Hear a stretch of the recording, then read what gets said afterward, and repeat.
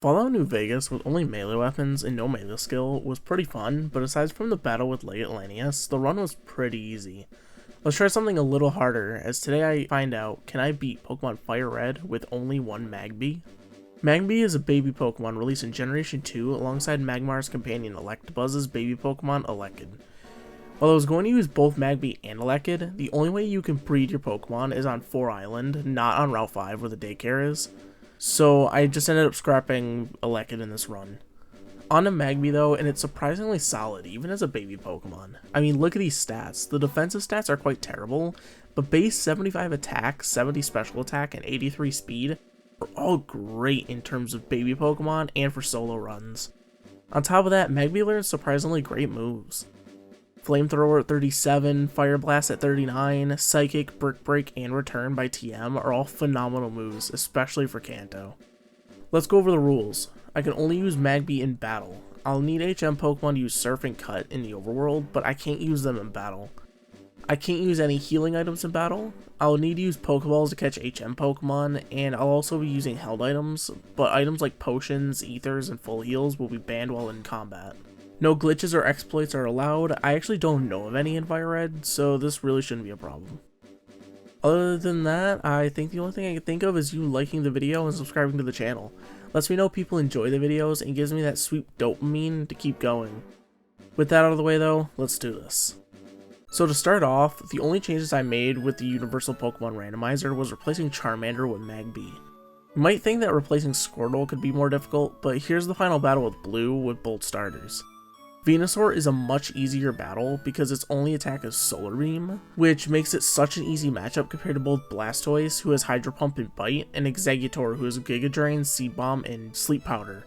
Plus, Gyarados has a pretty poor moveset for its stats, so he's going to be way too easy. In layman's terms, Blastoise is the hardest starter because his team is the bulkiest and the most dangerous to us. Getting through the first rival fight wasn't too difficult because Squirtle got burned off a Flame Body, making Tackle do 2 damage instead of 4. After the battle, here's what our stats look like. Jolly Nature sounds great, but I see Magby being a heavy special attacker. I would have much preferred Timid or Modest, to be honest, but hey, that only makes this harder for us, right? For early game travel, I stick to Route 22 next to Viridian City to grind for Brock. While Route 2 and Viridian Forest give me more XP, I'm going to try EV training a little bit before my EVs get too messed up from story battles and required trainers. I decided to focus on speed and attack. While special attack should be what I want to pick up, the closest Pokemon that gives special attack are Oddish all the way past Mount Moon.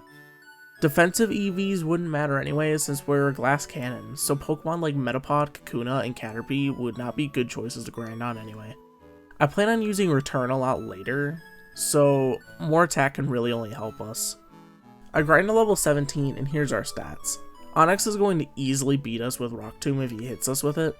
It isn't fully accurate though, so I can hope for that to save us here. Going into the battle, Geodude doesn't take many hits to go down, but Onix is a whole other beast. He easily shoots us down with a couple of Rock Tombs, and I don't think this will work out until I'm at least level 20 or higher. Let me try again before I go back to grinding though. This next fight was just pure luck. Geodude gets burned on the first Ember, but he never even tried hitting us as we go into the Onix fight at full health. Our first Ember also burns him, making him deal much less damage before missing the second Rock Tomb.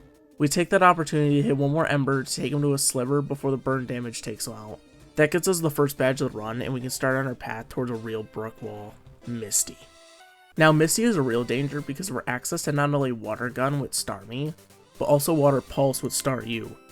To prepare, I spent a little bit of time grinding in the grass west of Cerulean to further boost my attack EVs by fighting Mankey and Ekans alongside Pidgey and Spearow for more speed. At level 25, I decided to go north and take on our rival in Nugget Bridge. At level 5, I do it pretty easily. I got hit with Sand Attack by Pidgeotto, but aside from that, I one-shot everything else on this team with either Mega Kick or Fire Punch. Although I can imagine that Squirtle would have done a lot of damage with Water Gun, if not straight up one-shotting me. After Nugget Bridge, I go to face Misty, and she was a complete pushover. Staryu took 2 Fire Punches too, which had me terrified, and rightfully so, as Starmie does a ton of damage to me before I crit it with Mega Kick for a one-shot. If I didn't take it out with that Mega Kick, I for sure would have gotten taken out by Water Pulse. Getting to the SSN, I go and battle every trainer. I do this because I was looking for the body slam TM, and I feel like an idiot because it's either in the one place I didn't go into on the ship, or it's only here in red and blue. Regardless, I feel really confident that I can beat the rival because Magby is doing really good against the water types on the ship. First is Pidgeotto, and the only thing that it did was sand attack me before going down to Fire Punch. War Turtle goes down to 2 Brick Breaks as it only goes for Withdraw, and Raticate is also a one-shot with Brick Break. Last is Kadabra, and we surprisingly one-shot it with Brick Break as well. I definitely knew I was going to win this battle, but I figured I'd at least take a little bit of damage. So I'm not far away from getting access to Surf, so let's just go face Surge and... Wait, I beat Misty. Why can't I use Cut?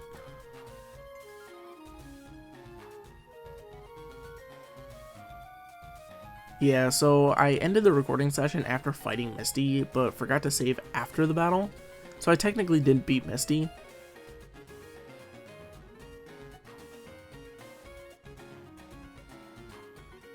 Yeah, she really wasn't a problem now. Instead of heading back to Vermilion to face Surge, I just go east toward Rock Tunnel. I probably should have just taken on Surge, as he would have been an easy fight. I was planning on getting to Fuchsia as fast as I could though, to get access to Surf. On my way, I take on the Rocket Hideout in Celadon and the Pokemon Tower in Lavender Town, and neither place gave me any problems. I did begin avoiding as many trainers as I could to preserve my level because the game just became too easy at this point. Again, my plan was also to have Aleka to grind soon. While it doesn't end up being possible, I don't regret avoiding the trainers. I want the challenge to have at least a little bit of difficulty. A good example of this is Giovanni not being too difficult in the hideout. Brick Break has been getting us a lot of mileage, but he definitely picked some real dud moves like Rage with Onix and Tail Whip with Rhyhorn and Kangaskhan. I for sure shouldn't have won by only taking 4 damage. Heading into the Pokemon Tower, and our rival was again a pushover. Pidgeotto used Quick Attack before getting one-shot by Flamethrower. War Turtle also went down to 2 Brick Breaks, and Growlithe also went down to 2 Brick Breaks. Execute and Kadabra were also both one-shots with Flamethrower. Finally getting to Fuchsia, I go straight to Koga, and it does not go the way I was expecting. Coughing isn't a problem. Muck though? Muck is incredibly difficult. Toxic, Minimize, Acid Armor. He can completely stall me out, and I can't deal enough damage to return. I can get close with Good Luck from Smokescreen though. Let me get a couple of levels and come back though. At level 48 I come back and it goes much better. Muck went from taking 3 to 4 hits knockout to being a 2-shot with return. The rest of his team were super easy too, going down to only 1 or 2 hits. Leaving Koga's gym, I go to the Safari Zone to get Surf and the Gold Teeth to get Strength. But while I'm there, I get an absurd encounter luck. My first encounter is a Scyther, then I find a Kangaskhan right after. I couldn't catch either as they both ran, but it's just amazing that I found both of these 2 1% encounters in the span of 3 encounters. With Surf and both a male and female Electabuzz, I go to the daycare and change this challenge from being a Magby and Elected run to just being a Magby run. With that change, I just start doing a boss rush. First is Surge and then Erica before I go to Blaine. Surge and Erica were incredibly easy sweeps as you would expect, but Blaine was quite the challenge. I did forget to resume the recording after reading about the daycare system, so I don't have footage of the first 2 battles. They were all just one-shot sweeps. These Blaine battles are a lot more interesting though. After a handful of attempts at level 53, I finally get one where everything lines up for me. Growlithe takes a couple of hits thanks to Blaine wasting his Hyper Potion. Ponyta goes down to a critical return, Rapidash goes down to 2 returns, and Arcanine goes down to a combination of Psychic and the recoil from Takedown. If he hit that first takedown, I would have lost for sure. That's 6 badges down and only 2 rival fights, Sabrina and 2 Giovanni battles between us and the Elite Four. Let's do this. Moving back to quick sweeps, Silphco was incredibly easy, but took me forever because I never remember where to go. For the rival fight, Pidgeot, Blastoise, and Growlithe were all 2-shots with Flamethrower, Return, and Psychic respectively. Blastoise and Growlithe scared me a bit, as both Water Gun and Takedown do massive damage. I'm terrified of when both of them get upgraded moves like Hydro Pump and Extreme Speed. Execute and Alakazam were both one-shots with Flamethrower though. We really weren't in much danger unless Blastoise crit and Water Gun. Giovanni was much easier too, as all of his Pokemon were weak to either Brick Break or Psychic. I was only hit by Kangaskhan and Nidoqueen, who only dropped me to about half health before they both went down to Brick Break and Psychic. I find it hilarious how easy it is now, but I know for a fact that he will be an absolute brick wall when I face him for the last time. Dugtrio is going to be a one-shot or get one-shot scenario for sure. For the last easy fight of the game, Sabrina was also a near one-shot sweep. All of her Pokemon went down to 1 return except for Venomoth, who went down to 1 Psychic. What surprised me most was her Alakazam was actually slower than Magby. Alakazam has a base speed of 120 and is only a slightly lower level than us. Our speed can't be that good, right? Now we go into what I was worrying about the most, the ground gym. Even with Elekid, I was expecting this to be incredibly difficult to pull off, but with just Magby, I'm a little worried. My worry is justified too, as the first gym trainer completely mops the floor with us using a Marowak 20 levels lower than us. I need to either grind or find a better strategy. I think I know what I can do to make us sweep the ground gym at this level. Magby can learn one move that's super effective against ground types. Hidden Power. Hidden Power's type depends on Magby's IVs, and unless you know your EVs and are at an even 50 to 100, it's pretty hard to calculate. So most people just learn the move and use against everything they see to determine the type based on its type chart matchups. However, I do have access to something that can make it much easier to figure out. PK Hex is a cheating tool, I'll be completely honest with that. I use it for Stadium to make Pokemon for the Cups in my spare time, but not only does it allow you to see your Pokemon's exact IVs and EVs, but it also just shows you what your hidden power type is. With PK Hex though, I find out that Magby's hidden power typing is water. It is literally the perfect typing for us. The only thing that I could see being better would be grass, so that way we can easily beat Lorelei afterward. But with Hidden Power Water, we can beat trainers like Bruno and Giovanni with ease by using Hidden Power, rather than trying to brute force Pokemon like Bruno's Onix or Giovanni's Rhyhorn with Brick Break.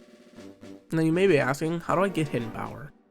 Well, Hidden Power is only attainable using the pickup ability in FireRed Leaf Green, so I quickly spend a few minutes catching Meowth, cleverly name them for you guys, and get to grinding pickup rolls on Route 1. Now you may be thinking, this shouldn't take you long, right? I mean, 5% across 5 Pokemon? That isn't too bad. This is an hour. It took me over an hour to get Hidden Power. Now that I have it though, this should be pretty easy.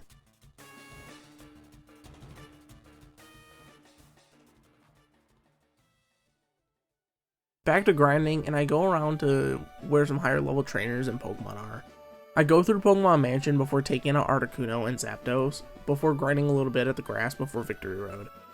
In this patch of grass, I actually take a lot of damage throughout, simply because I can't one-shot everything with all my moves. After grinding, I'm at level 69, nice, and we try the first trainer again.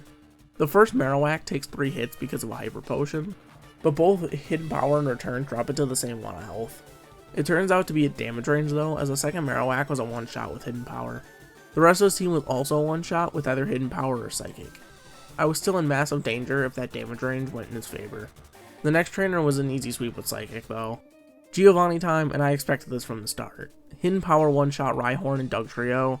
Nidoqueen was a one-shot with Psychic, as was Nidoking. Finally, the last Rhyhorn went down to a single Hidden Power. With that, we have all the badges, but I'm not in the clear. We still have a rival, the Elite Four, then one last rival fight. I'm expecting that both rival fights in Lorelei are going to give me a ton of trouble. Water types have been our kryptonite. In between Blastoise's Hydro Pump, Slowbro, Dugong, and Lapras all having Surf, and Cloyster with Dive, we are not going to have a good time. On to the final rival fight, and Pidgeot takes 2 hits from return as he deals a surprising amount with Wing Attack before going down. Rhyhorn is a one-shot with Hidden Power, now on to Blastoise. He put the fear of God into me when we only took 1/3 of his health with return as he set up Rain Dance, but we lucked out, landing a crit on the follow-up to take him out with a second return. The rest of his team was super easy though. Alakazam could have done some damage, but he used Calm Mind instead of, attacking me. I don't see me lucking out like this when it comes to Lorelei though. Who knows? She could just use stupid moves like Safeguard, Spikes, and Amnesia. Actually, no. Amnesia would be terrifying as well.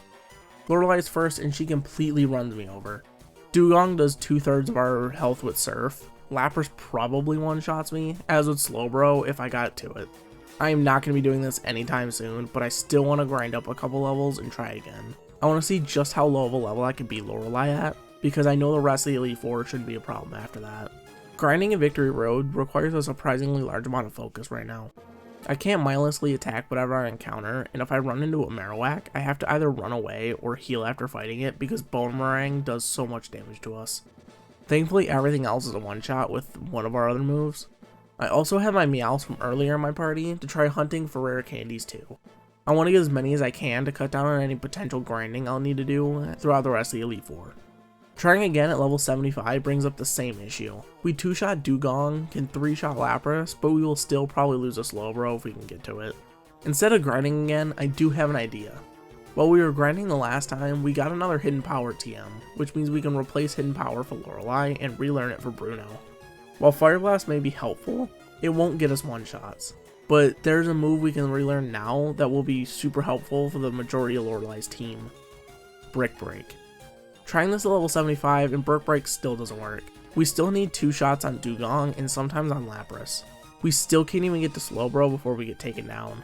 I'm still grinding for rare candies, and right now it will be at level 87 that I can max out my level of rare candies. Let's go to level 80 and try again. Level 80 and we're making progress.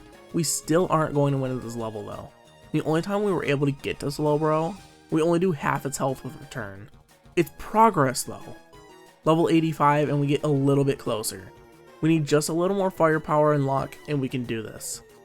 Level 87 and Brick Break now one-shots Dugong. Flamethrower still one-shots Cloyster after it tries stalling with Protect, and next is Lapras. Brick Break does about 2/3 of Lapras' health as it uses Confuse Ray, which we immediately heal off thanks to a berry we got from our Meowths. I was still certain that Slowbro was going to take us out, but instead of using Surf like it did so many other times to take us out, it uses Amnesia, letting us easily take it out with a second return. Jinx wasn't a problem after that, as it went down to 1 Flamethrower. I literally needed to breathe after this battle because I finally broke through this massive brick wall. I didn't even take damage in this battle, so let's just go straight to Bruno. I got a little too excited though, as I didn't even learn Hidden Power before the battle, so I have to brute force Onyx with Flamethrower. I was a little worried, but thanks to Onyx being complete garbage, Flamethrower takes it down to red health as he hits a very weak Rock Tomb, lowering our speed as he heals back to full as we hit him with another Flamethrower to take him out.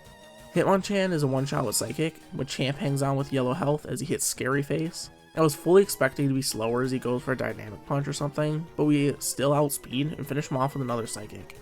The second Onyx we crit with Flamethrower for a one-shot, and Hitmonlee goes down to a combination of Psychic and burn damage from Flame Body. We were in absolutely zero danger, and even if we were, I would have been able to use Hidden Power to sweep the entire team. I'm gonna heal and move on. Next is Poison Trainer Agatha, and she is a one-shot sweep with Psychic. Nothing to note to talk about, she was the Elite Four member I had the most confidence in beating. Last is Dragon Trainer Lance, and I completely forgot about the last curveball of this gauntlet, Aerodactyl. While we outspeed it, I can only do half its health with Hidden Power, Psychic, or Flamethrower. I wish I could use Return, but Gyarados drops our attack with Intimidate, so I would actually be doing less damage with Return on the rest of his team. I have enough rare candy to grind to level 100, so let's raise our level to 95 and try again. Level 95 and nothing has changed. We did have this attempt where it was comedic luck for the first half. First, Gyarados wastes his time with Dragon Rage and Bite as we take him down, but not before Lance wastes a full restore. Next, Aerodactyl takes half its health with Hidden Power as he hits us with Scary Face. Unlike Bruno, Aerodactyl is actually faster than this now as he hits us with Ancient Power, activating Flame Body before we finish it off with another Hidden Power. That's where the luck ends though, as Dragonite comes in and immediately takes us out without Rage. I'm just going to get up to level 100 and try again. I'm a little worried though, Aerodactyl is a huge threat. We might still need a crit to win, even at level 100. Before we go into the fight, let's take a look at our stats at level 100. 192 attack is good, but it's not good enough to use after Gyarados' Intimidate at the start of the fight. That takes our attack from 192 to 127, making it far worse than our special attack. Even if we do beat Lance here, I'm still terrified of our rival after this. Rhydon has Earthquake and Blastoise has Hydro Pump. If Aerodactyl using Ancient Power, a 60 base power move, does 100 damage to us, imagine what a 100 base power Earthquake or 120 base power Hydro Pump will do. This doesn't look good. Alright, you aren't ready for this. Gyarados first. He only hits a weak Bite before we 2-shot it with Psychic. Next is Aerodactyl, and we crit Hidden Power for a 1-shot. Dragonite comes out and he uses Safeguard as we do a third of his health with Psychic. He also decides to use Wing Attack while we use Psychic 2 more times to take him out. The Dragonairs aren't too scary. We take the first one out after a few turns of being stalled out with healing items, and the second one only used Thunder Wave, which we thankfully hit through, finishing this horrendous battle. Finally, the rival. First is Pidgeot, and Flamethrower takes it down in 1 shot, and Rhydon also went down in 1 shot, this time from Hidden Power. Next is Blastoise. Return takes Blastoise on her half as he hits me with Hydro Pump, dealing 150 damage as he heals with a berry. Luckily, we were able to take him out on the follow-up.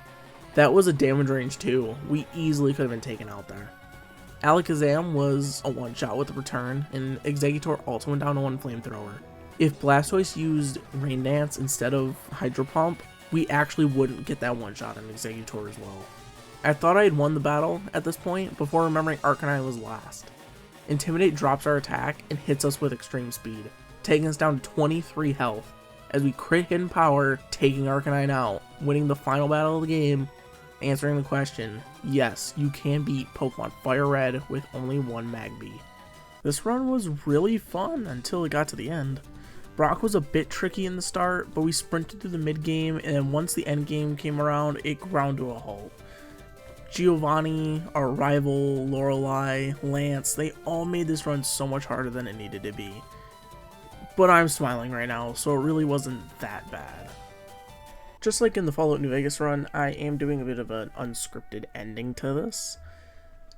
Honestly, the support that I got from that video was super inspiring, because to see so many people from the community coming together to celebrate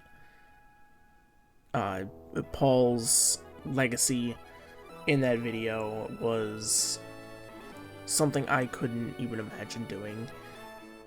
But to be part of that was really nice.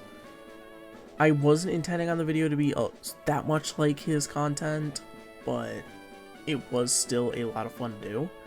I actually really enjoyed writing the style like this. I actually had a real difficulty recording and editing the version of this because I found it really boring to edit, because I wasn't really doing fun jokes like I was with the New Vegas run as often.